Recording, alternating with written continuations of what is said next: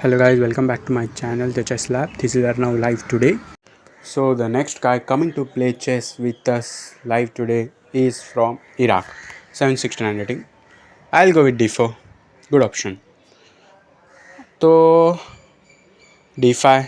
Okay. Me same e4.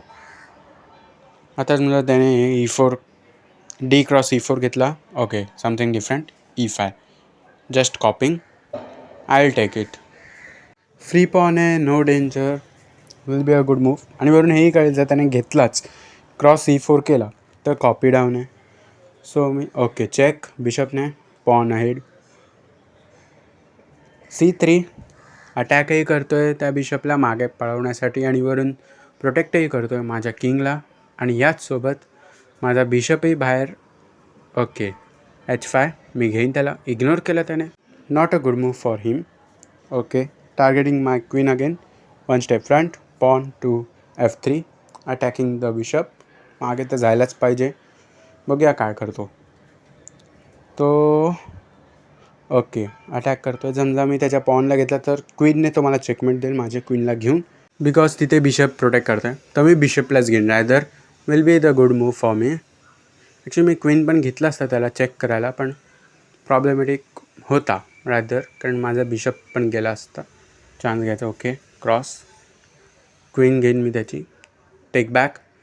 मी check देऊ शकतो त्याला या मोमेंटला. Bishop to g5. तो पॉन पुढे करेलच. जर त्याने केलाच तर मी दुसऱ्या पॉनने घेईन. परत तो टेक बॅक करेलच. ओके टेक बॅक करेल. आता तो पॉनने करतो आहे की नाईटने केला. मी घेईन त्याला, बिकॉज काय उपाय हेच नाही ना, उपयोगच नाही त्या गोष्टीचा. त्याच्याकडे आहेच नाही काय. तर e2 बिशप केला आहे मी, कारण मला तो pawn at I take that g4 pawn. E cross g4 pawn बिशपने. आता मला कॅसलही करायचं आहे नाईट फिरवण्यासाठी. नाईट फिरूनच ओके रूक घेतला आहे तर मी मागे येईन. आता त्या पॉन ॲट b7 घेईन आणि रूकला टार्गेट करीन.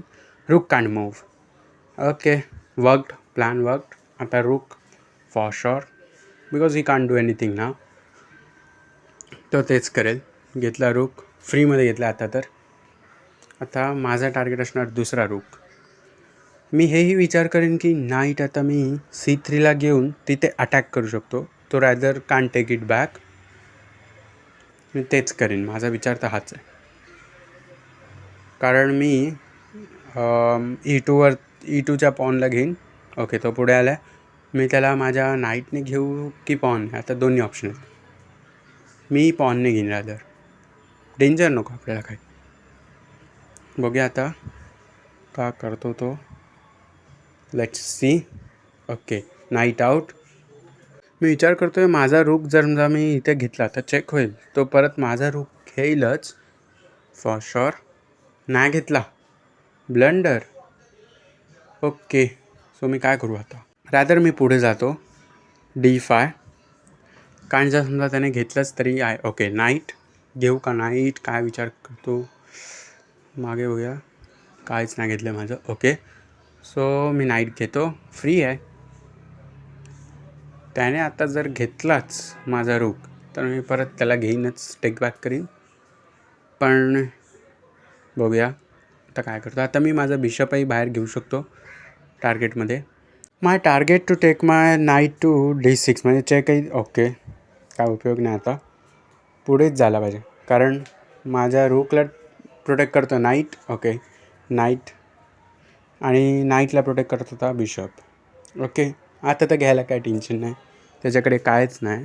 2 पॉन्स सोडले तर त्याला अडवून ठेवतो. इकडनं माझं दुसरं काहीतरी बनवतो किंवा रूक बाहेर काढतो. वेदर लेट्स सी काय करतो तो. काय करू आता.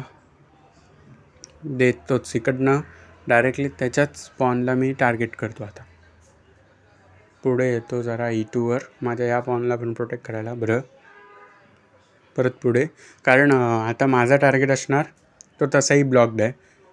तो 8व्या रोमध्येच राहणार. सध्या मी a4 घेईन, कारण मला कोणताच त्याचा पॉन नको आहे मूव करायला. म्हणजे नेक्स्ट टाईम त्याला काहीच मूव मिळणार नाही. ओके किंग e4 घेईन मी. तो माझ्या रूकजवळ चालला आहे. मी पण जाईन माझ्या रूकजवळ. ओके, प्रोटेक्टिंग माय रूक बॅक. ओके, रूक समोर आलाच आहे. सो आत्ता बघूया तो ज्या साईडला वळणार. आता रूकनेच चेक. उलट्या साईडला माझा रूक नेणार मी. तर आता परत समोर आला की आतमध्ये H8मध्ये. आता मला पॅरलल पाहिजे दोन्ही किंग्स. म्हणजे तो 8व्या नंबरवर आणि मी 6व्या रोमध्ये. Will be the good move. यायला तर लागणारच कंपल्सरी. कारण तो पूर्ण आतमध्ये गेल्यावर A8मध्ये गेल्यावर परत त्याचा नेक्स्ट मूव असणार B8. फोर्स्ड मूव असणार तो. Then rook H8 checkmate and we win. Please like, share and subscribe my channel, The Chess Lab, and let's meet in the next game. Till that, I will be waiting for you.